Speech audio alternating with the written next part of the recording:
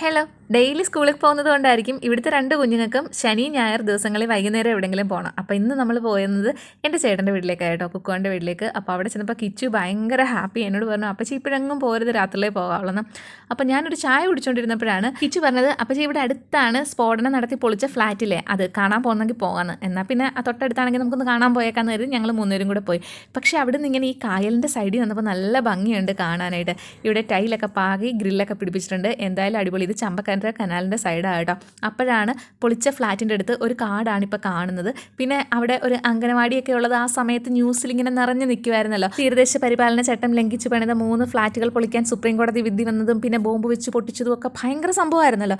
അപ്പോൾ ഇവിടെ വന്ന് കണ്ടപ്പം ഞാൻ ആലോചിച്ചത്, ഒരു മനുഷ്യൻ്റെ ആയുഷ്കാലത്തിലെ സമ്പാദ്യം മുഴുവനല്ലേ ഒറ്റ നിമിഷത്തിൽ കൺമുന്നിൽ ഇങ്ങനെ തകർന്നടിഞ്ഞ് വീണത്. കുറച്ചു നേരം കൂടെ നിൽക്കാനൊക്കെ വിചാരിച്ച് പോയതാ. പക്ഷേ അന്നേരത്തേക്ക് മഴ പെയ്തു. തിരികെ വീട്ടിൽ വന്നു, ഫുഡ് കഴിച്ചു. രാത്രി ഞങ്ങൾ തിരികെ നമ്മുടെ വീട്ടിൽ വന്നു. ബൈ.